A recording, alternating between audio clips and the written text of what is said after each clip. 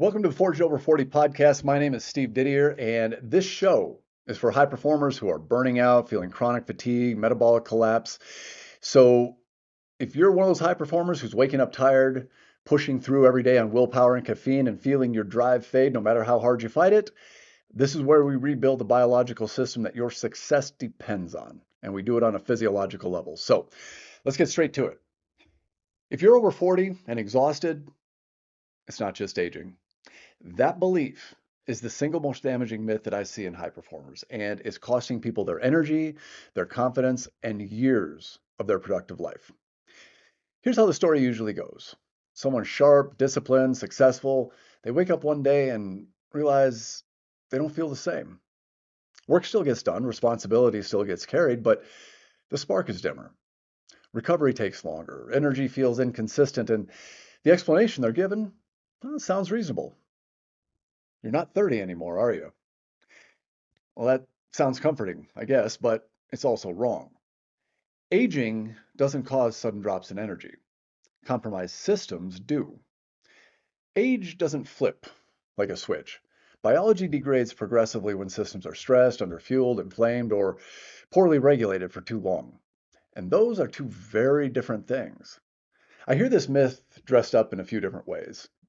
Low energy after 40 is normal, or hormones just decline, or it's just midlife.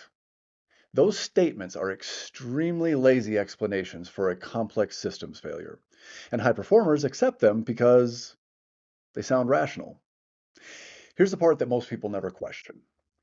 If aging were the primary cause, energy would decline smoothly and predictably. But that's not what happens, is it? People feel fine until they don't. They're capable until everything costs a little bit more. That pattern tells us it's not just age, it's threshold failure. Let me put it simply. Your body doesn't wear out evenly. It compensates. And compensation hides problems until the system crosses a line. And that's why I don't buy into the inevitable decline narrative. I've seen people in their 50s rebuild their energy that they lost in their late 30s, and they don't do it by trying harder. They do it by fixing the system that was breaking. Here's where that myth does the most damage. Once someone accepts this is just aging, they stop investigating. They stop asking questions. They normalize dysfunction. They lower expectations.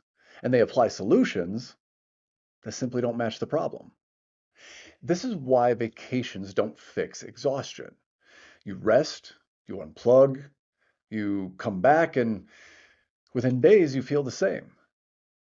People assume that means maybe they didn't just rest enough, but that's not it. Rest doesn't work when the nervous system doesn't know how to downshift. That's not laziness. That's dysregulation. And here's the real issue that most high performers are dealing with after 40. Their stress response never fully turns off. Their metabolism becomes inefficient, and their inflammatory load creeps up quietly. On top of that, their recovery signals also get weaker. And that combination, it feels like aging, but it's not. It's system failure. And this is where the assess method starts to matter because you don't fix this by jumping straight to energize. You don't stack stimulants on a destabilized system. You start with stabilization. You reduce noise. You create safety and you teach the nervous system that it doesn't have to stay on high alert. Then you support. You restore basic inputs the system needs to function, consistent fuel, predictable rhythms, inflammatory control, recovery signals that actually matter. Most people skip these steps. They go straight to hacks, and then they wonder why nothing sticks. Here's the uncomfortable truth. A lot of what people call aging is just unresolved stress physiology. Left long enough, it becomes decline, but it didn't start out that way. This episode is about dismantling that myth completely. And we're not going to do it with motivation. We're going to do it with biology. Because once you understand why this happens, you stop blaming age and you start fixing the right things. I want to go into a little bit of detail on why hormone decline is not inevitable and why normal blood work often misses the problem, because that's where the real leverage is. And here's where the aging myth starts to tighten its grip a bit. People are told that certain declines are inevitable: lower hormones, slower metabolism, less energy. And because those things tend to show up around the same time in life, they get lumped together and labeled as normal. But as we well know, correlation is not causation. Let's start with hormones because this is where most people get misled. The narrative goes something like this: testosterone drops with age, estrogen changes with age, thyroid slows with age. So if energy drops, mood shifts, or recovery suffers, that's just biology doing what biology does. That story is incomplete. Hormones don't just decline because time passes. They respond to signals, and those signals come from the nervous system, metabolic state, inflammatory load, and your energy availability. Change the signals, and hormone behavior changes. Ignore the signals, and the system adapts in ways that look very much like decline. This is why two people of the same age can feel completely different. One feels sharp, energized. The other one feels flat, tired, and fragile. Age didn't make that decision. Systems made that decision. And here's a part a lot of people miss. Hormones are not drivers. They're messengers. They reflect what the body believes is safe and sustainable. When the system perceives chronic stress, poor recovery, or energy scarcity, hormonal output adjusts accordingly. That's not failure, that's a strategy. The same thing applies with the thyroid.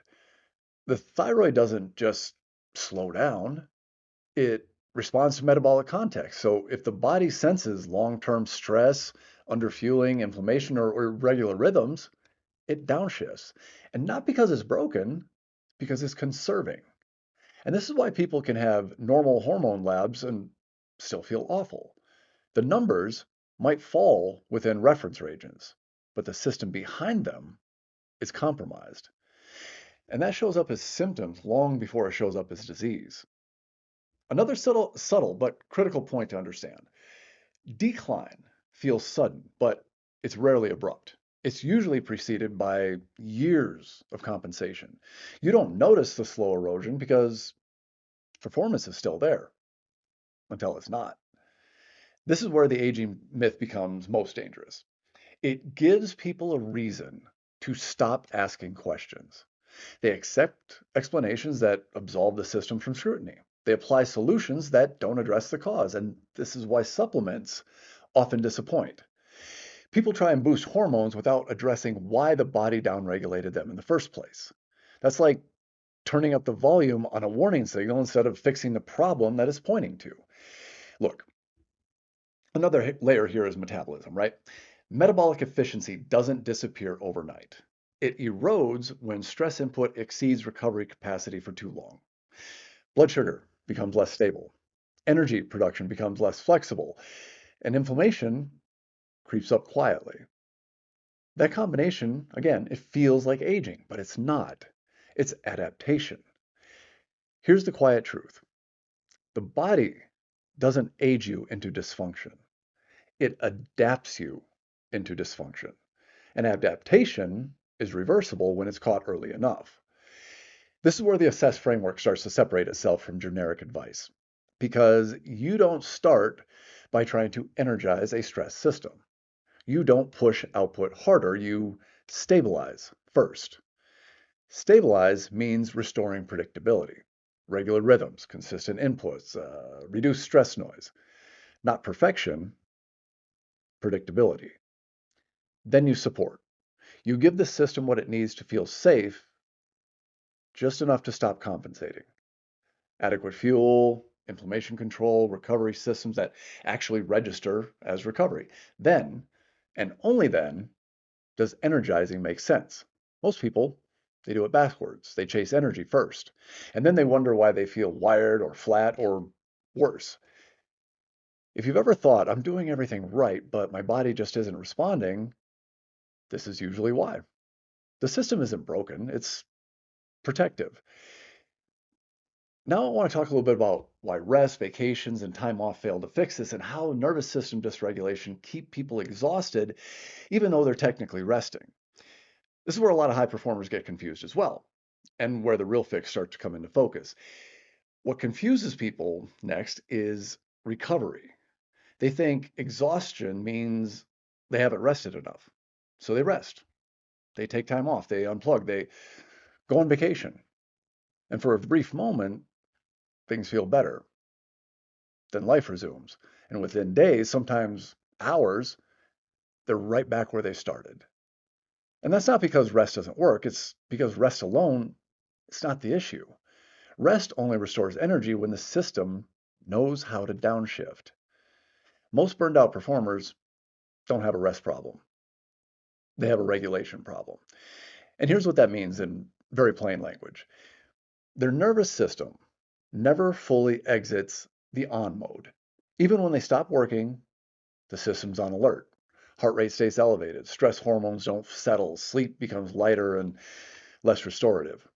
So rest, it happens on the surface, but not in the system level. And this is why people say things like, man, I slept 8 hours, but I still feel tired as hell. That's not a complaint, it's data. Okay. A regulated system moves smoothly between states, work, recovery, readiness, and back. A dysregulated system gets stuck. It's either pushing or collapsing, and there's very little middle ground on that. This is why vacations often disappoint high performers.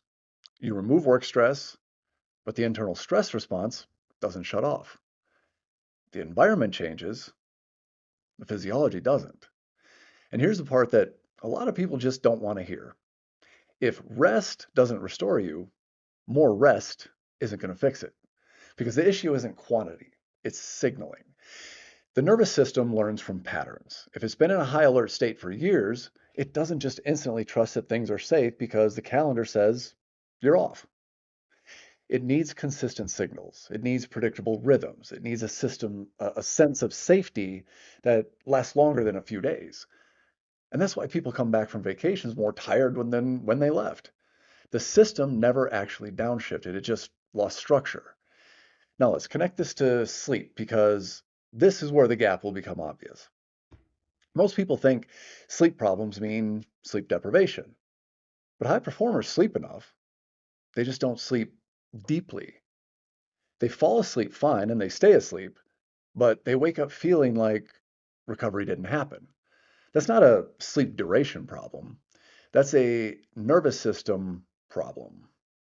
Because when the system is chronically stressed, it treats night times as a lighter version of daytime. Rest, but stay alert.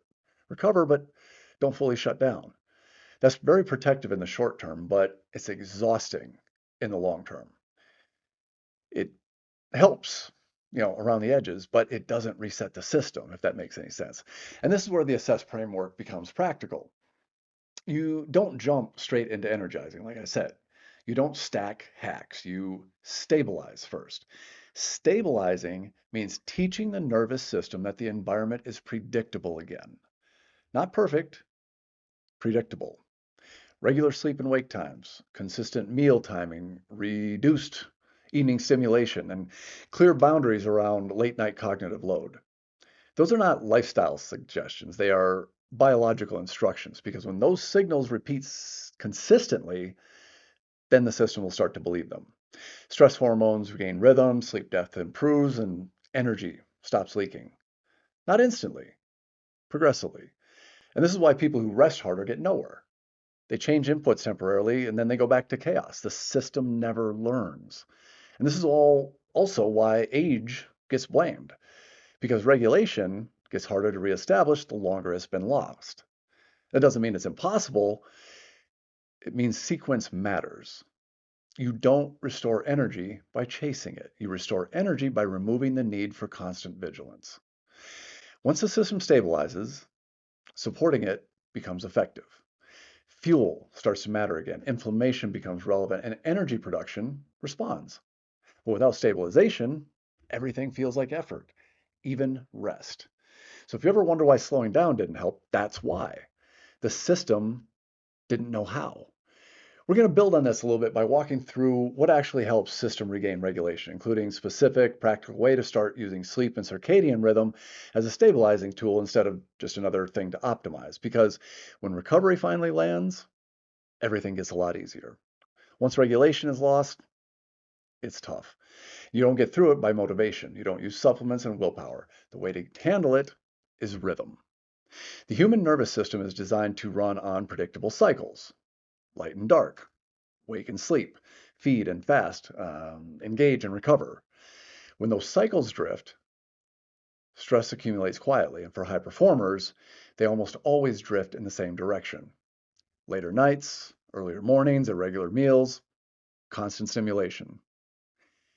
None of that feels dramatic, but biologically, it's chaos. This is why sleep is such a powerful stabilizing tool. And it's not because sleep is magical, it's because sleep is when the nervous system decides whether or not it's safe to stand down. Most people think of sleep as a passive event. You lie down, you close your eyes, you rest. That's not how the body sees it. Sleep is an active biological process governed by circadian rhythm. And circadian rhythm is trained by your behavior. Here's another thing that a lot of people just don't get. Your body doesn't decide when to sleep based on the clock. It decides based on signals: light exposure, meal timing, cognitive stimulation, consistency. Get those wrong, and sleep becomes lighter, shorter, and less restorative, even if you're in bed for 8 hours. This is why I don't start with sleep more. I start with sleep timing and light exposure, because those two things tell the nervous system what time it is. And time cues, they matter. Here's a practical place to start. Pick a consistent wake time, not a range, not around this time, the same time, 7 days a week. This is not about discipline, it's about anchoring your system. When wake time stabilizes, sleep pressure starts to normalize, hormones regain rhythm, energy becomes more predictable. That alone can change how someone feels within a couple weeks. Next up, light exposure. Within the first 30 to 60 minutes of waking, get real light in your eyes, not through a window, outside if at all possible. Even on cloudy days, this tells the brain the day has started. That signal cascades into better cortisol rhythm, better alertness early in the day, and better sleep pressure late at night. Now let's talk about evenings for a minute. Most high performers sabotage their sleep without even realizing it. Late night emails, scrolling, intense conversations, bright screens, that's not harmless. That's telling the nervous system to stay alert. You don't need to turn into a monk, you just need a wind down boundary, a period where stimulation reduces predictably. Same time, same pattern, and the nervous system learns quickly when the signals are consistent. Here's the key. This isn't about optimization, it's stabilization. You're not trying to sleep perfectly, you're teaching the system what's safe.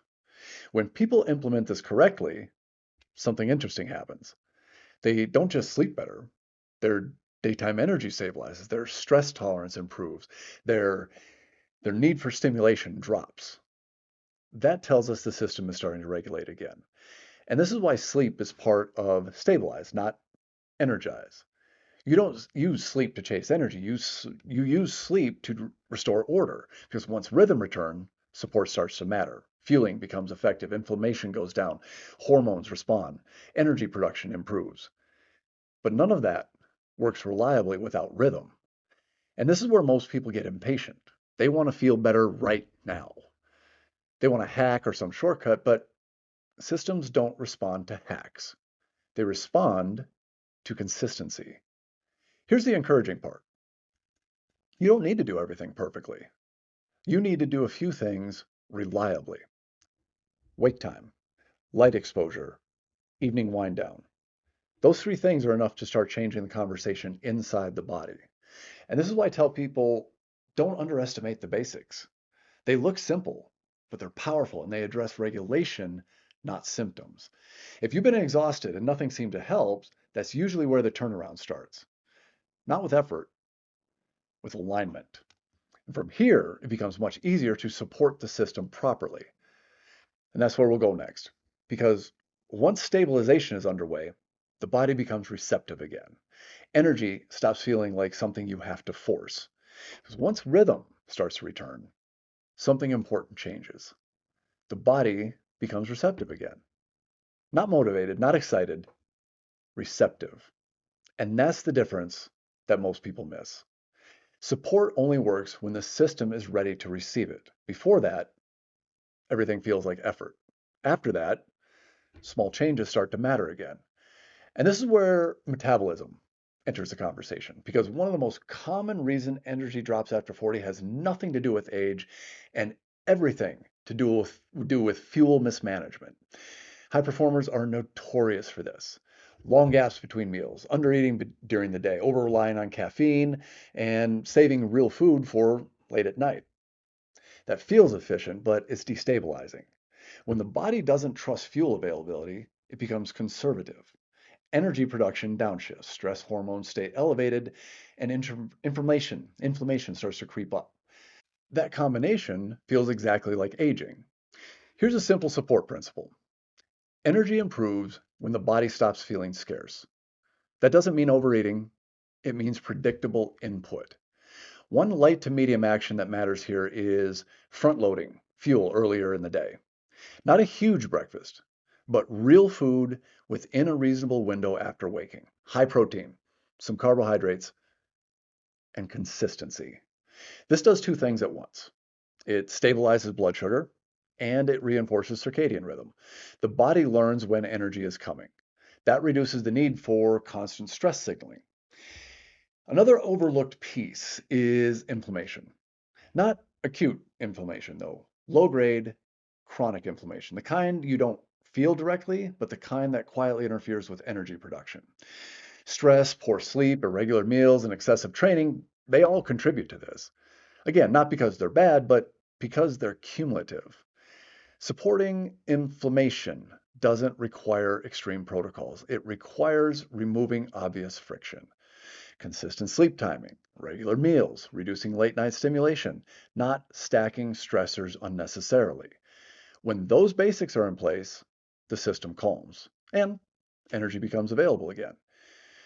This is where you often hear people say, I didn't realize how much I was fighting my body. That's not a moral failure, it's just a systems mismatch. Now, once stabilization and support are underway, then energizing finally makes sense. But please understand, energizing doesn't mean stimulation. It means improving energy production capacity. And this is where movement matters again. Not punishing workouts, not stress stacking, movement that signals safety and efficiency.